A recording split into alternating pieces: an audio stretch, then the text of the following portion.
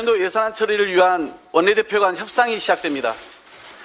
저는 누누이 말씀드린 대로 초부자 감세 철회, 위법 시행령과 낭비성 예산의 감액, 따뜻한 민생 예산 확충이라는 대원칙에 입각해 협상에 임할 것입니다. 윤석열 정부와 여당의 예산안 원칙은 무엇입니까?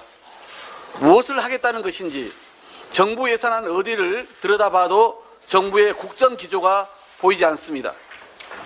말로는 긴축 재정을 한다면서 실체는 민생 예산을 깎고 초부자 감세로 특정 계층 몰아주기를 하겠다는 예산입니다.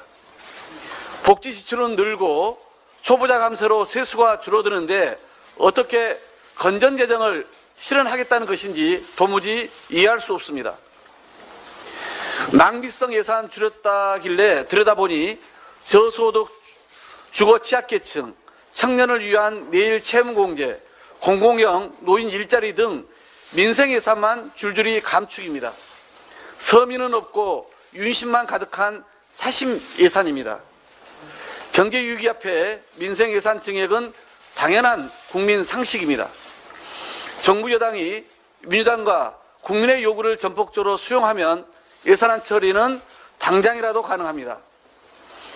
국민의 속타는 심정을 정부 여당이 조금이라도 이해한다면 예산안을 이상민 장관 문책과 연계시키는 정략은 멈춰야 하며 문제투성인 정부 원안에 사수만 고집하면서 시간을 끌 게 아니라 과감한 조정과 양보로 예산 협상을 조속히 타결해야 할 것입니다. 민주당은 헌법이 정한 국회 예산심의권이라는 책무를 다하면서도 정기국회 안에 예산안을 처리할 수 있도록 최선을 다하겠습니다.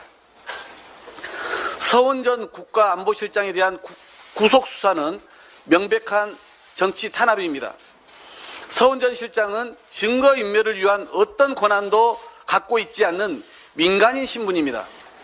윤석열 정권과 검찰이 말하는 기밀 자료 삭제 선동은 국정감사에서 이미 거짓임이 들통났고 앵무새처럼 떠드는 올북몰이 주장도 설득력을 잃은 지 오래입니다. 그동안 모든 조사에 성실하게 임해온 서훈 실장을 굳이 구속하는 이유가 무엇인지 검찰과 법원은 분명히 답해야 할 것입니다.